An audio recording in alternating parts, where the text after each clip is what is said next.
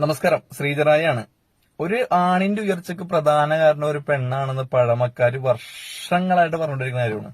സത്യം പറഞ്ഞാൽ അത് എത്ര സത്യമാണ്. കാരണം കഴിഞ്ഞ ദിവസം തന്നെ സത്യഭാമ എന്ന പെണ്ണ്, ആ പെണ്ണിന്റെ വായിൽ നിന്ന് വന്ന ഏറ്റവും മോശമായ വാക്ക്, അധിക്ഷേപിച്ചുകൊണ്ടുള്ള വാക്കുകൾ കാരണം RLV രാമകൃഷ്ണൻ എന്ന വ്യക്തിക്ക് ഇവിടുത്തെ പൊതുസമൂഹത്തിൽ നിന്ന് കിട്ടിയ ഒരു പിന്തുണയുണ്ട്.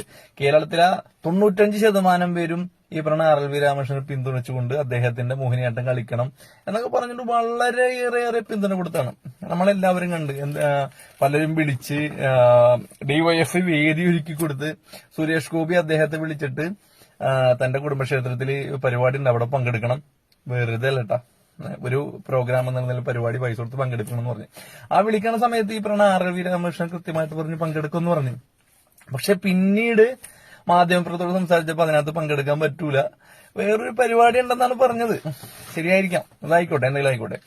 അപ്പൊ അതിനുശേഷം പല കാര്യങ്ങളും നടന്നു, അത് ഞാൻ വ്യക്തമായിട്ട് പറയാണ്ട. അപ്പൊ കഴിഞ്ഞ ദിവസമാണ് ഞാൻ ഈ RLV രാമകൃഷ്ണന്റെ ഒരു വീഡിയോ കണ്ടിരുന്നു. നിങ്ങളൊക്കെ പലപ്പോഴും കണ്ടിട്ടുണ്ടാകും. ആ വീഡിയോ ഒന്ന് കണ്ടതിന് ശേഷം നിങ്ങളുടെ മനസ്സിൽ വന്ന കാര്യം, എന്റെ മനസ്സിൽ വന്ന കാര്യം അത് കൃത്യമായിട്ട് പറയാം. ആ വീഡിയോ ഒന്ന് കണ്ടു നോക്കുക. ഞാൻ ഇത് കേൾക്കുമ്പോൾ എനിക്ക് ഇന്ന് രാവിലെ അദ്ദേഹം വിളിച്ചിരുന്നു. എനിക്കിപ്പോൾ ഒരു നൃത്തപരിപാടി തരാമെന്നാണ് പറയുന്നത്. അപ്പം അത് പറയുമ്പം ചേട്ടൻ മരിച്ച് ഒരു 8 വർഷത്തിന് ശേഷം ആദ്യമായിട്ടൊരു സിനിമാ നടൻ വിളിക്കുന്നത് ഇപ്പോഴാണ്. അപ്പോൾ അതിൽ സന്തോഷമുണ്ട്. ഇത് ചേട്ടൻ്റെ സുഹൃത്തുന്നുള്ള രീതിയിലുള്ള സന്തോഷമാണ്. എന്തായാലും നൃത്തപരിപാടിക്ക് ക്ഷണിച്ചിട്ടുണ്ട്. ഞാൻ അദ്ദേഹത്തോട് ചോദിക്കുന്നത്, എനിക്ക് നൃത്തപരിപാടി വേറെ പല സ്ഥലത്തും കിട്ടും, എന്നെ ഒരു സിനിമയിൽ അഭിനയിക്കാൻ, എൻ്റെ ജീവിതം മെച്ചപ്പെടുത്താൻ ഒരു അവസരം തരുമെന്നാണ് എനിക്ക് അയാൾ ചോദിക്കാനുള്ളത്. അദ്ദേഹത്തിന് വീഡിയോ കണ്ടല്ല, ഈ വീഡിയോ കണ്ടാൽ സത്യം പറഞ്ഞ ഈ RLV രാമകൃഷ്ണനോട് നമ്മൾക്കുണ്ടായിരുന്ന ഒരു സ്നേഹവും ബഹുമാനവും ഒരു അല്പം കുറയും. കാരണം ഈ സുരേഷ് ഗോപി എന്നെ വിളിച്ച്, അതൊക്കെ പരിപാടിയിൽ വിളിച്ച്, പക്ഷെ അയാള് എന്നുള്ള വാക്ക് വരെ സുരേഷ് ഗോപിനെ പറയുന്നുണ്ട്. പെട്ടെന്ന് മാറ്റുന്നുണ്ട്, അദ്ദേഹം ആക്കുന്നുണ്ട്. ഒരു സിനിമയിൽ എനിക്കൊരു ചാൻസ് വാങ്ങിച്ചു തന്നൂടെ എന്നുള്ള നിലയിലാണ് പറയണത്. RLV രാമകൃഷ്ണ, അദ്ദേഹം താങ്കളെ വിളിച്ചത് തന്നെ ഏറ്റവും വലിയ ഈ വിഷയം, മോഹിനിയാട്ടം ഒരു ആണുങ്ങൾ കളിക്കാൻ പറ്റുമോ, കറുത്തവനാണെന്ന് പറഞ്ഞപ്പോ താങ്കളുടെ ആ മോഹിനിയാട്ടം അദ്ദേഹത്തിന്റെ കുടുംബക്ഷേത്രത്തിൽ കളിക്കണമെന്ന് പറഞ്ഞുകൊണ്ട് നൽകിയ പിന്തുണ, ആ പിന്തുണനെ വെറുതെ തട്ടിക്കളയുന്ന തരത്തിലാണ് താങ്കളുടെ സംസാരം. ഈ പറഞ്ഞ സുരേഷ് ഗോപി എന്ന് പറഞ്ഞ വ്യക്തി ഒരു സിനിമാ നടൻ മാത്രമാണ്, അല്ലെങ്കിൽ സിനിമ സംവിധായക നിർമ്മാതാവല്ല.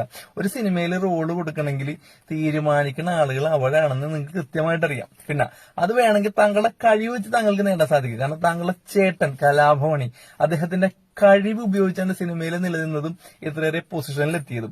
താങ്കൾ ഈ പറയുന്ന ഡയലോഗ് താങ്കളുടെ ചേട്ടൻ ചിന്തിച്ചിരുന്നെങ്കിൽ, അങ്ങനെ വിചാരിച്ചിരുന്നെങ്കിൽ താങ്കൾ എത്തിക്കായിരുന്നല്ല. താങ്കൾ ചിലപ്പോൾ സിനിമയിൽ എത്തിപ്പെടാത്ത താങ്കളുടെ ചിലപ്പോൾ കഴിവിന്റെ പരിമിതികൾ കൊണ്ടായിരിക്കുള്ളൂ. താങ്കളുടെ പല സിനിമകളും നമ്മൾ കണ്ടിട്ടുണ്ട്, അതുകൊണ്ട് പറയണാണ്. ഏതായാലും സുരേഷ് ഗോപി എന്ന വ്യക്തിയാണ് സത്യത്തില് അദ്ദേഹം തന്നെ പിന്തുണ ഇല്ലാതാക്കണത്തിലാണ് താങ്കളുടെ സംസാരം. താങ്കൾ DYFIയുടെ പരിപാടിയിലൊക്കെ പോയി കളിച്ച്, LDFന്റെ കൺവെൻഷനിൽ പോയി പങ്കെടുത്ത്, DYFI ആണ് എന്നെ കലാമണ്ഡലത്തിൽ കൊണ്ടുവന്ന അഭിമാനപൂർവ്വമൊക്കെ താങ്കള് മാധ്യമങ്ങളോട് പറയണത് കേട്ട്.